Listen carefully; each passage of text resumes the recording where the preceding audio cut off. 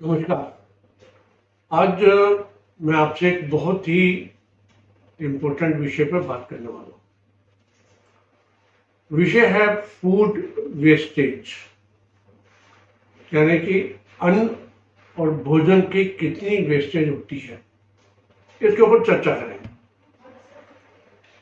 पूरे विश्व का जब एक डाटा इकट्ठा किया गया तो उसमें पाया गया कि करीब करीब 40% फूड वेस्ट होता है और इंडिया और अमेरिका दो देश टॉप पर हैं जहां पर कि खाद्यान्न की वेस्टेज सबसे ज्यादा है।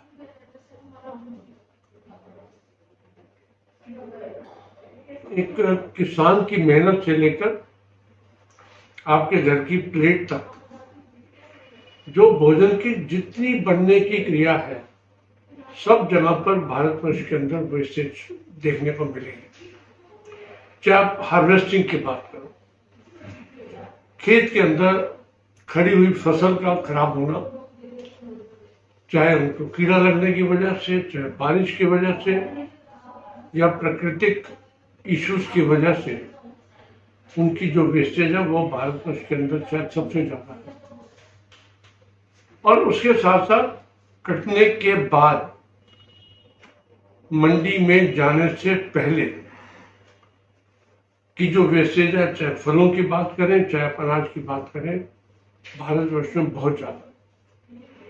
उसके बाद लोड होने के बाद ट्रांसपोर्टेशन की बात करें, आप ट्रांसपोर्ट करते हैं, मान लो एक कोई भी अनाज या फल 1000 किलोमीटर आप पे दूरी पे आता है, आपको रास्ते में कितनी वेस्टेज है, क्योंकि जो एक टेम्परेचर या जो स्टोरेज जो रास्ते के अंदर आ रही है उसको मेंटेन करना हमारे यहाँ पर अभी वो क्रिया नहीं है। फल आपके मान लो सेब आ रहे हैं आपसे 1000 किलोमीटर की दूरी से, तो रास्ते के अंदर ही जब तक कि हम उसको एक नॉर्मल टेम्परेचर उसको प्रिजर्व करने के लिए या ट्रांसपोर्ट करने के लिए चाहिए, वो नहीं दे पाते। उसके बाद जब खाद्यान्न की या फलों की जो स्टोरेज होती है, उसके लिए जो डीप फ्रीजेस या स्टोरेज के जो चैम्बर्स है, वो हमारे पास प्रचुर मात्रा में, अच्छी मात्रा के अंदर नहीं है। उसके बाद जब उनकी पैकिंग होती है, वहां पर काफी ज्यादा वेस्टेज है और सबसे ज्यादा वेस्टेज होती है जब हम कंज्यूम करते हैं। इसके ऊपर हम बाद में बात करेंगे।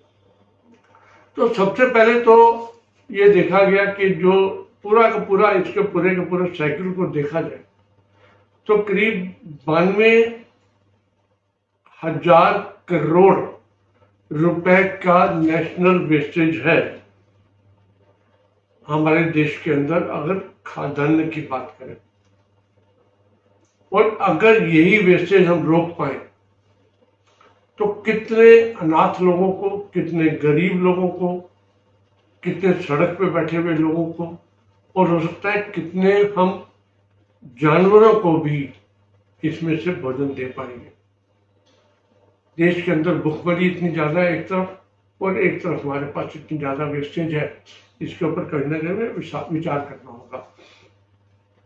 हर चीज का एक उपाय है, हर चीज का एक सिस्टम है। चाहे हार्वेस्टिंग की बात करें, खेती बाड़ी की बात करें, उसको ट्रांसपोर्ट करने की बात करें, वो हम वेस्टेज बचा सकते हैं अगर हम एक प्रॉपर एक स्ट्रेटजी के साथ काम करें।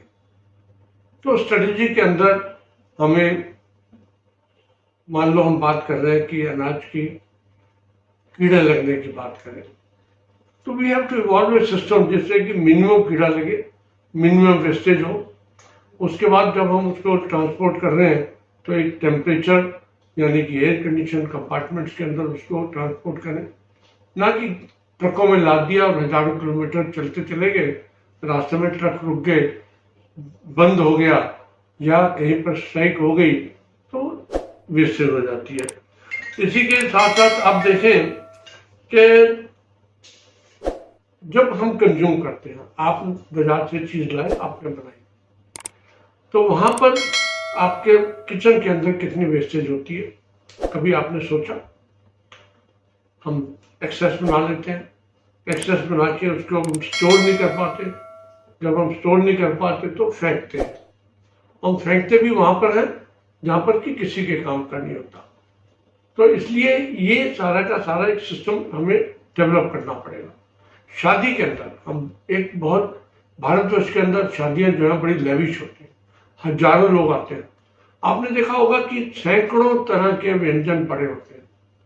कई व्यंजन तो अनटच्ड होते हैं, कोई खाता भी नहीं, लेकिन शानो शौकत दिखाने के मारे हम हर तरह के व्यंजन को, हर तरह के आइटम्स को इतना फैलाकर, इतना ज्यादा बना के रखते हैं, और 3 घंटे के आपके भोजन के बाद वो सारा का सारा वेस्ट हो जाता है। एक हमें सिस्टम बनाना पड़ेगा कि वो चीज वेस्ट ना हो। कई जगह पर देश के अंदर ये जो अवेयरनेस प्रोग्राम चालू किए गए, हमारे बैंकेट हॉल्स और होटल्स को एक सिस्टम बनाया है उन लोगों ने कि अनाथालय के अंदर या गरीब लोगों को जहां पर कि उनको भोजन नहीं मिल पाता, उनका डिस्ट्रीब्यूशन नेटवर्क बन रहा है। लेकिन अभी इसमें हमें बहुत आवश्यक है। हम जब शादी में जाते हैं तो कई लोगों को आपने देखा होगा प्लेट भर लेते हैं एक ही बारी में, जैसे कि सब कुछ इकट्ठा खाना है। तो साइंस ये कहती है कि अगर हम थोड़ा थोड़ा भर के खाएं और दोबारा ले लें अगर जरूरत पड़े तो वेस्टेज नहीं होगी। अब जो देखते हैं, जो आपके जो बॉक्सेस पड़े होते हैं जहाँ पर वेस्ट प्लेटें डालते हैं, कितने तरह का लोगों ने वेस्ट मटेरियल उसके अंदर डाला होता है जो कि बच सकता है अगर हम थोड़ा थोड़ा करके थोड़ी थोड़ी आइटम को डालें। और एक मेरी प्रार्थना और रहेगी आप सबसे कि बहुत लेविश करने का मतलब यह है कि हम बहुत ज्यादा वेस्टेज भी कर रहे हैं। एक व्यक्ति करीब 250 ग्राम खाना खाता है, और अगर उसमें 100 लोग हैं तो उसके हिसाब से हमें कैलकुलेट करके देखना चाहिए। और अगर एक्सेसिव आइटम्स होंगी तो एक्सेसिव वेस्टेज भी होगी, क्योंकि हर आदमी हर साल तक पहुंच भी नहीं पाता।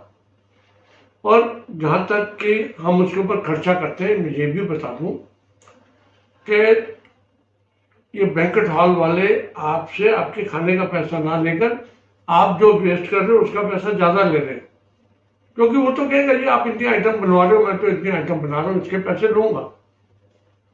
तो अगर वो पैसा भी बचा पाए और खाद्यान्न को और जो आपने भोजन बनाया उसको भी, वेस्टेज को बचा पाए, तो मुझे लगता है कि हमें इसके अंदर बहुत ही एक मानवता के प्रति एक बहुत बड़ा काम करने वाले हैं।